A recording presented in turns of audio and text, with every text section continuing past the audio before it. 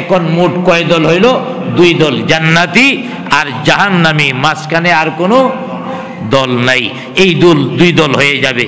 আল্লাহ পাক এর পরের আয়াত সূরা আরাফের 51 নং আয়াতের মধ্যে বলে দিচ্ছেন, কাফেরদেরকে এত যন্ত্রণা, লাঞ্ছনা, গঞ্জনা দেওয়া হবে, এর কারণটা কি?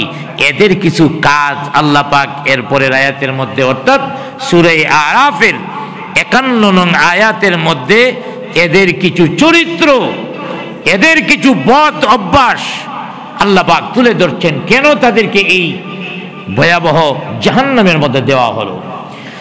আল্লাযীনা ইত্তাখাযু দীনাহুম লাহওয়া ওয়া লাইবা ওয়া গাররাতুহুমুল হায়াতুদ দুনিয়া। আল্লাহ পাক বলেন, দুইটা কারণে এদেরকে শাস্তি দেওয়া হচ্ছে। এক নম্বর কারণ হলো আল্লাযীনা ইত্তাখাযু দীনাহুম লাহওয়া ওয়া লাইবা, তারা তাদের ধর্মকে ক্রীড়া কৌতুক বানিয়েছিল, তাদের ধর্মকে খেলাধুলা বানাইছে, ক্রীড়া কৌতুক আনন্দের উপকরণ বানায় পালাইছে।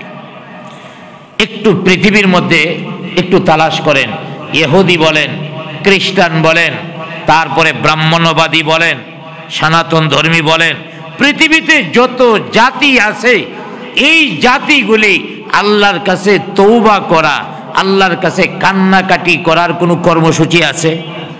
জুড়ে বলেন, আছে? কি করে? বেশির চেয়ে বেশি বয়ে থাকে, এইভাবে মূর্তির মতো বসে থাকে। এটা খুবই কম। তারা ধর্মরে খেলাধুলা বানায় বলেছে। বড়দিন কিভাবে তারা পালন করে, এটা বাংলাদেশে থেকে বুঝবেন না। খ্রিস্টানরা বড়দিন কিভাবে পালন করে, মালয়েশিয়া মুসলিম দেশ, ওখানে একবার বড়দিনের সময় আমি ছিলাম, তো ওখানে দেখেছি মুসলিম দেশ হওয়ার পরেও তাদের ওখানে কৃষ্টি কালচারটা এমন, মনে হয় পুরাটা দেশ খ্রিস্টীয় দেশ। জায়গায় জায়গায় আগুন ধরানো হচ্ছে, আগুনের ফটকা ফুটানো হচ্ছে, মনে হয় এটা কোনো ধর্ম নয়, এটা হলো খেলাধুলার একটা প্রতিযোগিতা, গান বাজনার প্রতিযোগিতা, অশ্লীল নৃত্যের একটা প্রতিযোগিতা ছাড়া আর কিছুই না। এইগুলির নাম তো ধর্ম হতে পারে না। ধর্ম মানুষকে নরম বানায় দেয়, ধর্ম মানুষকে আল্লাহর সাথে সম্পর্ক করায় দেয়।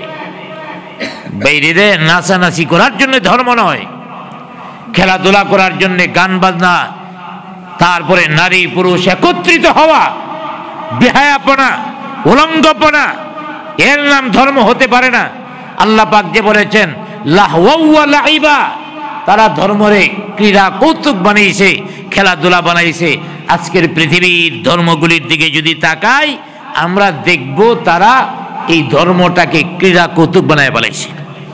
এই হলো মুসলমান ছাড়া যত ধর্ম আছে তাদের কথা বললাম। এখন আসেন, মুসলমানরা ক্রীড়া কৌতুক মনে হয় ধর্মরে বানায় নাই, বানাইছে না? মুসলমানরাও বানায় বানাইছে। কেমনে বানাইছে? আমার ভাইরা, মাজারের মধ্যে বিরাট উরস, এই উরস করে নাচানাচি, লাফালাফি, ওখানে যায়া আল্লাহর কাছে কান্নাকাটি নাই, ওখানে যায়া দিল নরম হবে এটা না।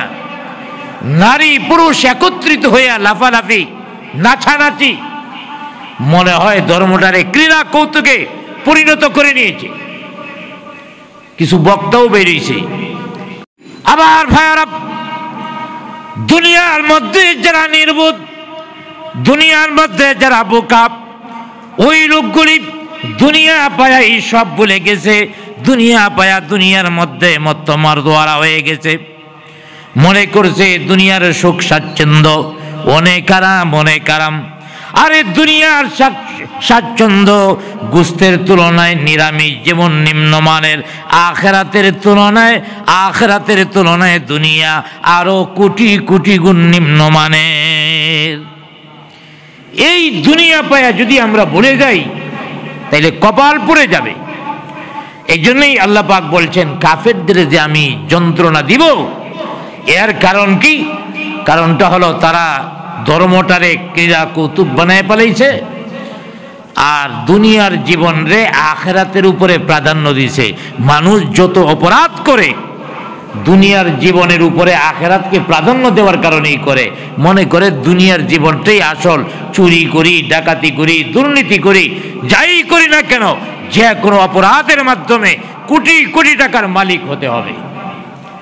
যার কারণে মানুষ বেপরোয়া হয়ে যায়, কারণ আখিরাতের কথা মনে থাকে না। এই জন্য আল্লাহ পাক এর পরের অংশের মধ্যে বলে দিয়েছেন ওই লোকগুলি জাহান্নামে থাকবে, আমি এদেরে ভুলে যাব।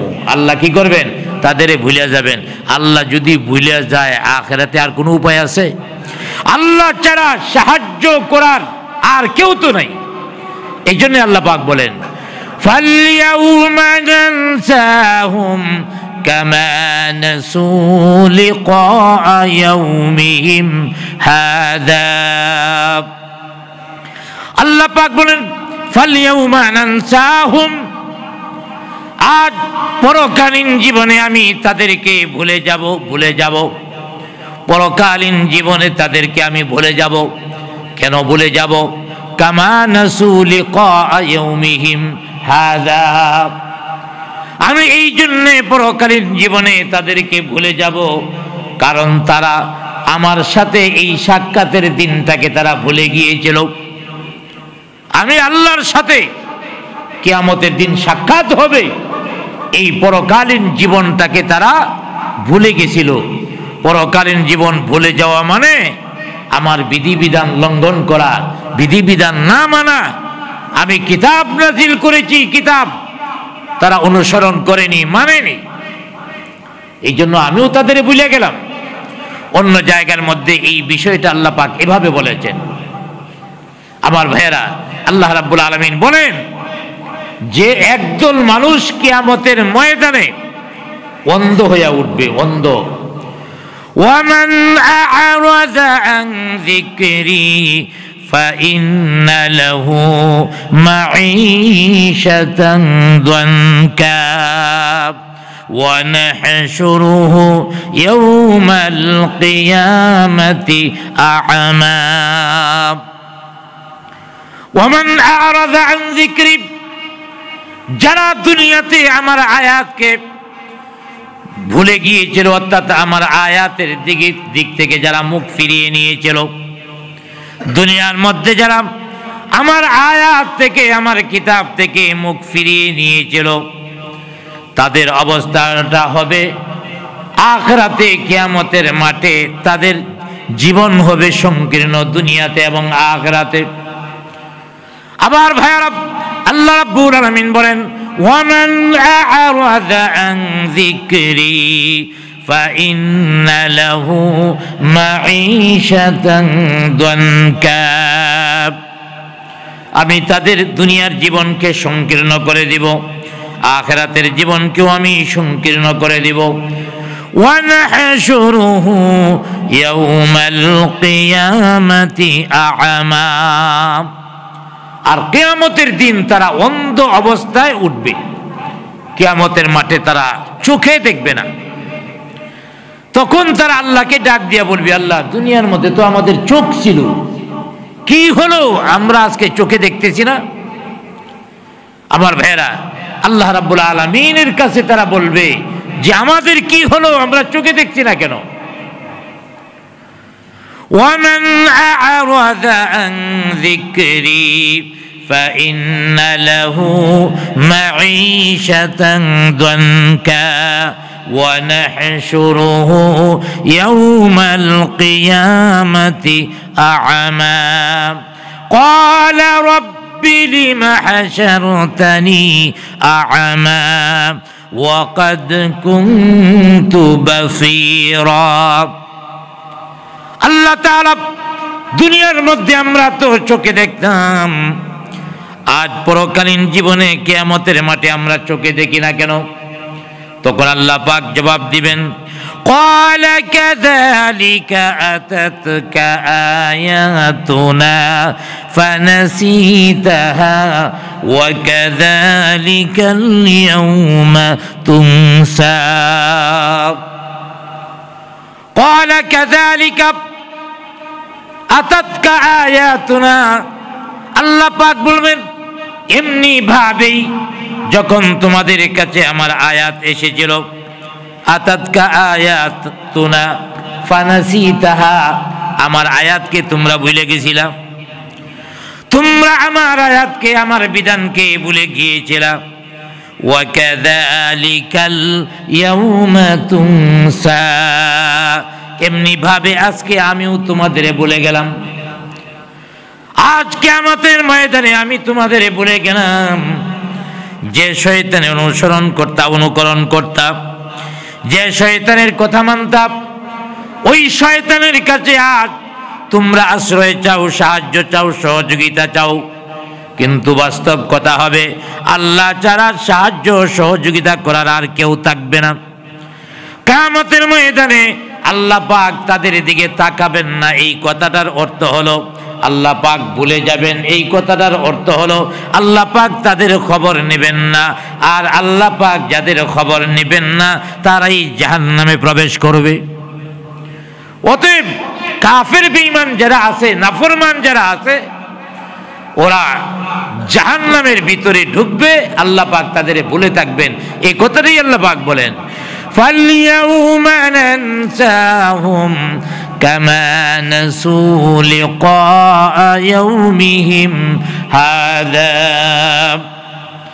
তারা সেদিন ডাক দিয়া বলবে আল্লাহ পাক বলবেন আজকের দিনে আমি তোমাদের ভুলে গেলাম যেমনি ভাবে তোমরা আমাকে ভুলে গিয়েছিলে আমার বিধানকে ভুলে গিয়েছিলে আমার বিধানের অনুসরণ করো নাই আমার কিতাবের অনুসরণ করো নাই কিতাবকে ভুলে গিয়েছিলে এই জন্য আমি আল্লাহ তোমাদের ভুলে গেলাম আর আমি আল্লাহর ভুলে যাওয়া মানে তোমাদের জাহান্নামে পৌঁছে যাওয়া এইভাবে জাহান্নামে পৌঁছে যাবে আরববাসীরা জাহান্নামীদের বলবে ও জাহান্নামীরা তোমরা তো খুব বলছিলা আমরা গরিব আমাদের জনবল নাই আমাদের টাকা পয়সা নাই রাজনৈতিক প্রভাব প্রতিপত্তি নাই অতএব আমরা জান্নাতে যাইতে পারবো না আল্লাহর রহমত পাবো না রহমত মানে জান্নাত অতএব আমরা তো জান্নাতে টিকে এসেছি আর তোমরা যে অহংকার করেছিলে এই অহংকার তোমাদের কোনো ফায়দা হয়নি